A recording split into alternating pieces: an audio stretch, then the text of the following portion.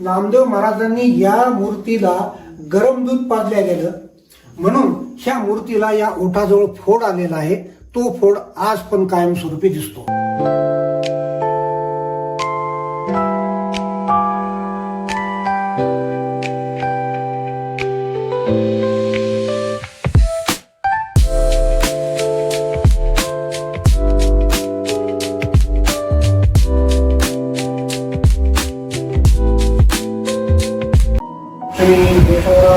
भगवान की जय.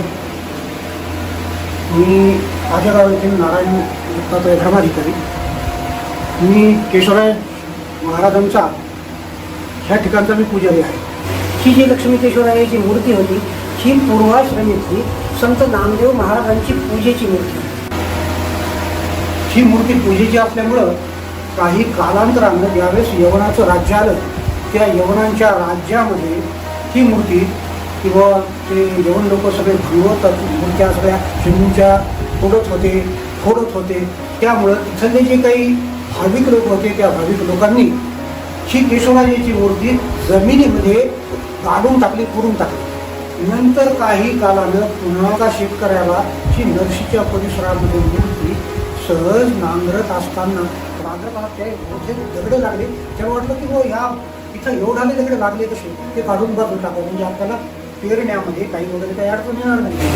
खूप व्यवस्थित आणि ती सुरक्षित असल्यामुळे त्यानं ती मूर्ती पाहिली, मूर्ती वर काढली आणि वर काढल्याच्या नंतर पण आता ही मूर्ती एवढी छान मूर्ती, अप्रतिम मूर्ती ही आपण आपल्या घरी ठेवू शकत नाही. तर त्यावेळेस त्या शेतकऱ्यानं ही मूर्ती पोलीस स्टेशनमध्ये नेऊन ठेवून दिली, केशवरायाची मूर्ती.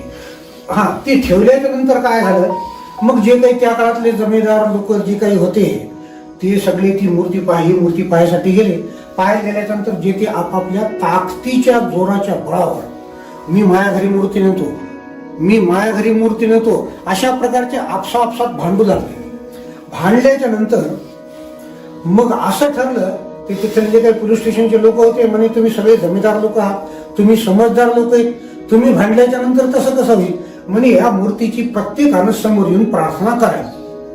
प्रार्थना केल्याच्या नंतर मूर्ती ज्याच्याकडे झुकल, थोडीफार मूर्ती ठेवली तिथं, ज्याच्याकडे झुकल किंवा हालेल त्यावेळेस म्हणे त्या जमीनदारानं आपल्या घरी आरामशीर ही मूर्ती घेऊन जायची असं ठरलं.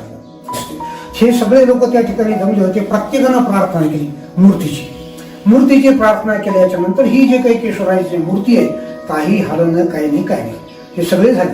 त्याच्यानंतर आजेगावचे जे काही माधवराव देशमुख होते त्या माधवराव देशमुखांनी समोर गेले, प्रार्थना केली म्हणे हे देवा मी तुझ्या पायाचा सेवक आहे आणि हे कमल नाही ना, हे केशवराजा तू माझ्यावर कृपा कर आणि तू माझ्या गावी चाल.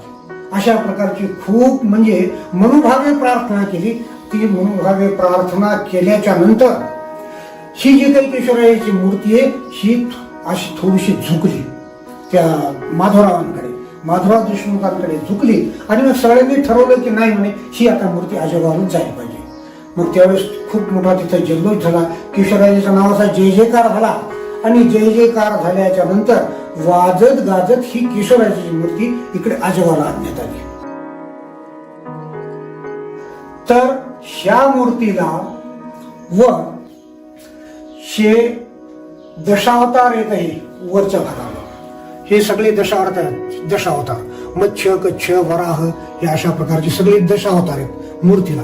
त्याच्यानंतर मूर्तीचा हा टोप आणि हे म्हणजे खूप अति अप्रतिम मूर्तीचे डोळे, नाक, कान आणि विशेषतः शंख, चक्र, गदा आणि ही जे काही आपले पद्म आणि हे जे काही हात आहे वरदहस्त, उत्तम प्रकारचा वरदहस्त जो काही भाविक लोक आहेत त्यांच्यावर ठेवलेला आहे. मूर्तीच्या पुन्हा बाजूला राई आणि रुक्माबाई ह्या दोन पण मूर्ती अशा ठेवलेल्या आहेत.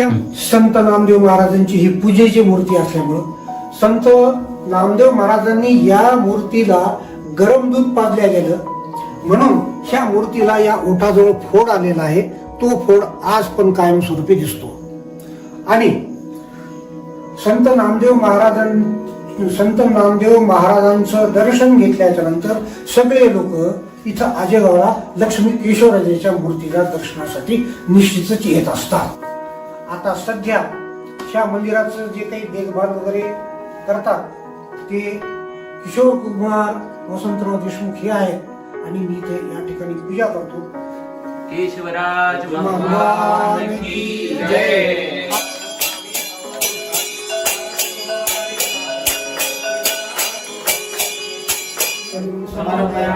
लक्ष्मी केशवराज भगवान की जय. अवधूत इंद्र श्री गुरुदेव भवानी की जय.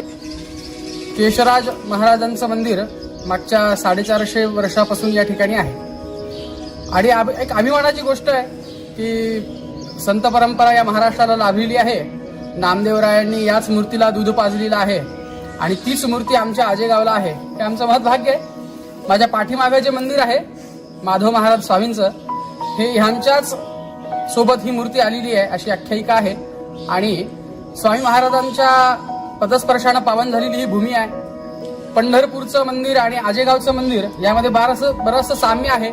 पंढरपूरचा जो मंदिराचा मूळ गाभार आहे तोही 16 खांबाचा आहे आणि केशवराजाचाही मूळ सभामंडपाचा जो गाभार आहे तोही 16 खांबाचा आहे.